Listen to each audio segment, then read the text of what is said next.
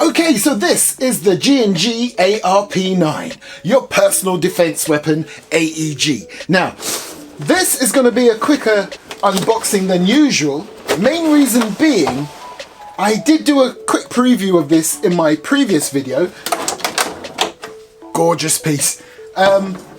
Also, yeah, this has been out, what, 2 to 3 years now? Which doesn't stop me from reviewing an airsoft gun. It doesn't matter how new or old it is, I love an unboxing. But this video really is just to make you aware that SwitAirsoft.com also stocks this bad boy.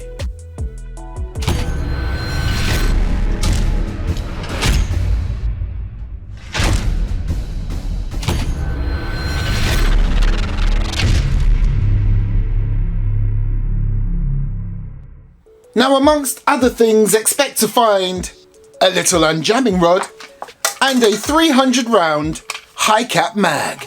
Let's complete that picture. Now, that went in quite nice. I have seen other reviews on this where people have had to give it a good old slap, but this went in okay. Cool.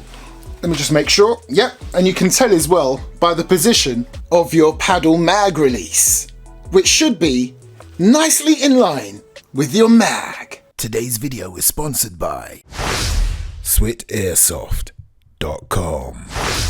Absolutely loving the whole compact look of this and the 9mm style mag. So, let's go through the features. You have this rather nice stock that reminds me of the last airsoft weapon that I reviewed, and of course the honey badger, all those sorts of weapons. Yeah, your personal defense weapon style stock. And right there, you got some nice branding on there. This though only has 2 positions. It's either closed or by pressing this rather large enhanced stock release, or open. And if you press and pull one more time, it should come right off. And it's here where you're presented with your battery compartment. Now, as with all of these type of weapons, you are really limited to what type and size of battery you can put in there. So let me just show you what's down here, because it is packed with an array of features for such a little AEG. And would you look at this, it has its own built-in MOSFET. So looking down the buffer tube, it looks like it has plenty of space, but take into consideration, once you've got your battery in, you've got all that to put back in there too. So because you've got your plug, your fuse and your MOSFET to shove back down there, it's advisable to get a battery pack with this sort of dimension. More details down in the video description. I'm going to slap an 11.1 volt battery in there. This will fit down there, but the question is, will the rest of that paraphernalia also fit? So here goes. See, not an issue. It's even got room to spare at the top. But what about all of this? Let's try and get all of this in also. So first thing I'm going to do is plug it up. Oh, and make sure it's on safe. Oh, and let's also remove the mag. It's just good practice, that. So let's get this plugged up. Excellent. Okay, so this little thing is not ambidextrous, apart from your charging handle. And funniest thing I've heard all year, someone saying, "Ah, but your trigger is ambidextrous." Yeah, I mean, that sounds obvious, but technically they are correct. So your fire selector switch is on this side. So right now it's in safe. Let's just have a listen. Nice positive clicks. It's not firm at all, but at the same time, it's not overly loose. Just about right. That's your semi-auto. And that's your full auto. Now this does have an ETU, and that will improve your trigger response and cycle rate, and along with the MOSFET that protects your wiring, you can switch from full auto to 3-round bursts. So the first thing I'm going to do is make sure this works. So semi-auto. Goodness gracious, this thing is loud. Let's try a bit of full auto. Listen, I know I have said this in the past on numerous videos about how loud something is. This bad boy is loud. So let's check out this 3-round burst and how you put it into that mode. So what you would need to do is put it on semi-auto, fire and hold the trigger down. 1, 2, 3, 4. So you'll need to hold the trigger down for about 10 seconds, and once you have done that, put this into full auto, and then you'll have 3-round bursts. Oh, I'm loving that. Imagine taking out your gameplay enemies.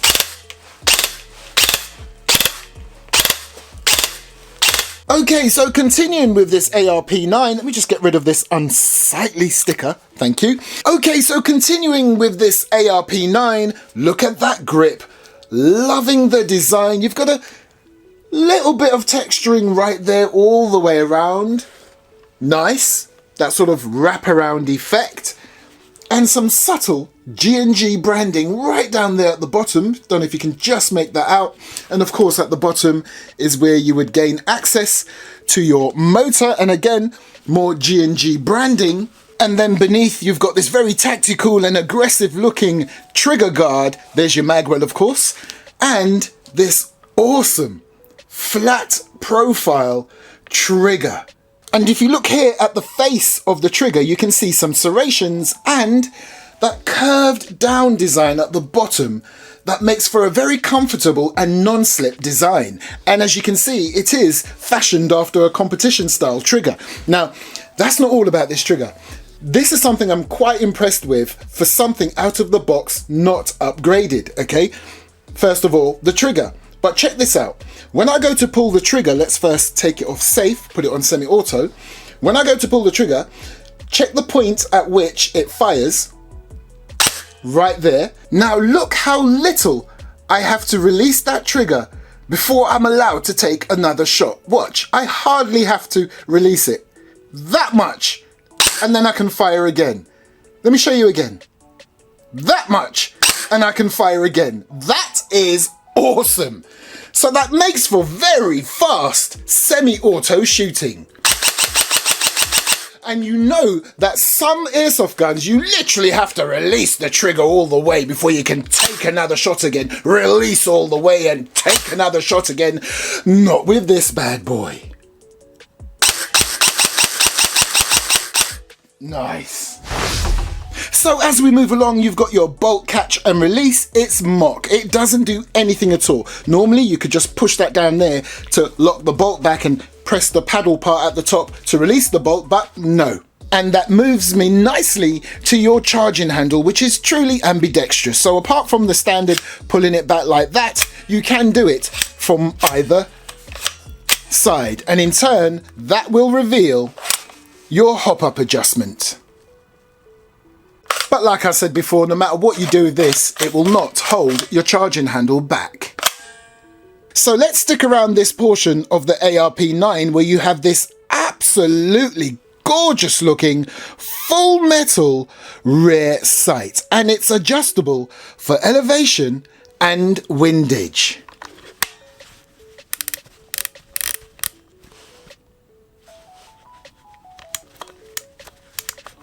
And then you have an adjustable front sight.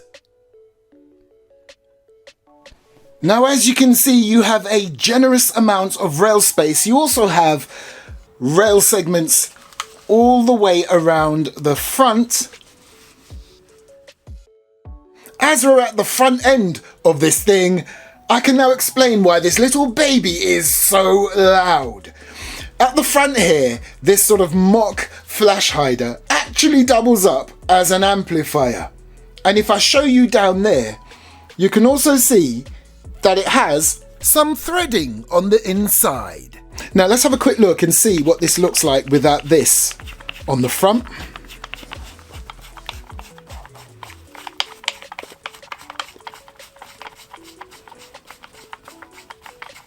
Wow.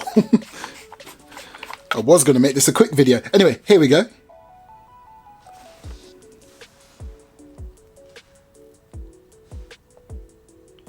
Okay, so that's pretty much it for this bad boy. Now, you do have your other little features that I'd just like to show you. For example, your single rear sling point, your mock forward assist, and as already shown in the video, your paddle style mag release. So, construction-wise, a lot of polymer going on here. So you've got your polymer upper, polymer lower, polymer grip, polymer stock, but the front end, all of this, apart from the very front section right here, is metal. And of course, as mentioned, including the rails, the sights, the bars that your stock will travel on, and your mock forward assist are also metal. Ooh, and a metal trigger and trigger guard.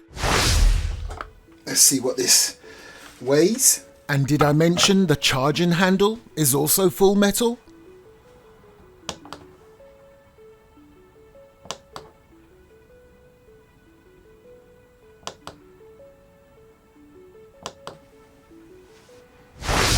Let's get this mag ready. So that's where you fill it up with BBs, and you want to put about 300 in here because it's a 300 round mag. High cap mag, so you got to do the old windy thing, and of course it's gonna rattle.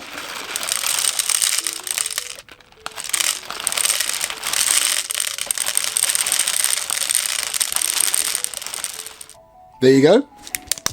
And you keep winding until you see the first BB pop its little head up there, but then you keep winding a few more revolutions.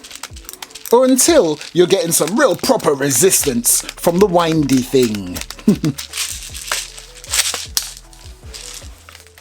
You know, those of you who have watched my channel for a while will know I have a love and hate relationship with high caps. They're great because you don't have to change the mag as often, but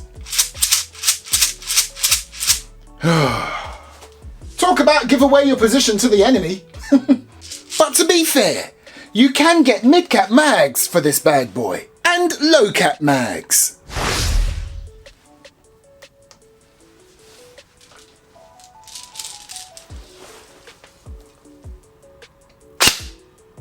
.334, 335.3, 338.1, 334, 329.9, 328, 327.3, one more, 331.9. Very nice, very CQB-able. Oh, she shoots nice. That is 20 rounds per second, and I love that the FPS didn't suffer. It still kept itself up there. Very nice. Shall we do the 3-round burst? Haha, very nice. And there you go, 3 shots. Lovely, look at that, 340.9.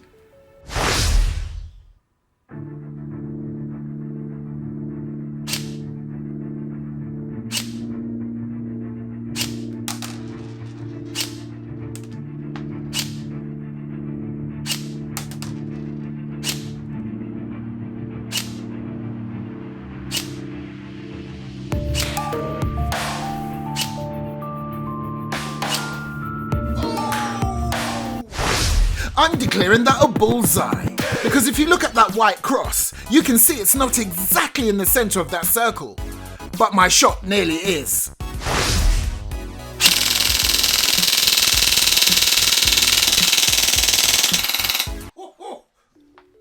So there it is, people. This is the G&G ARP9. Got to love that front amplifier thing, that really makes it loud. Don't get me started on that awesome trigger system, loving how it's such a short travel to continue firing in semi-auto. Not everyone likes this, but I absolutely love this style of stock too, your PDW style stock. It really is my thing. Makes a change to your standard M4 type stock. Got some very nice metal flip-up sights, along with the generous amount of rail space. This compact primary, some will say sidearm, is absolutely awesome. But Yeah, there's always a but. Not a big but, sort of a medium-sized but. But anyway. The battery space, oh my gosh. Although, if you extend the stock and leave the stock open, you can have any length battery you want. I would have liked if the actual mock bolt could lock back so you can comfortably make those adjustments to your hop-up. And I'm sure there are one or two things that you would like to say which are not quite right for you. So overall, this for me is a winner. I do like it, and it's at a very pocket-friendly price. Or as some would say, you get a lot of bang for your buck. So, this is the G&G ARP9. Head down to the video description because not only do you get the option of getting this one you're seeing on screen right now, there are various cool colour schemes. Head over to switairsoft.com to see what I'm talking about. There will be links in the video description and more info about the batteries. Thanks for watching, and I'll catch you next time with a complete failure. Yeah, you heard me. Failure. Now every video on my channel is about amazing airsoft guns. Every now and again, one or two will fail me badly. Can you guess which airsoft gun that will be? I'll give you a clue. The manufacturer has 3 letters in its name. Catch me next time. Thanks again for watching another Airsoft Mike YouTube video.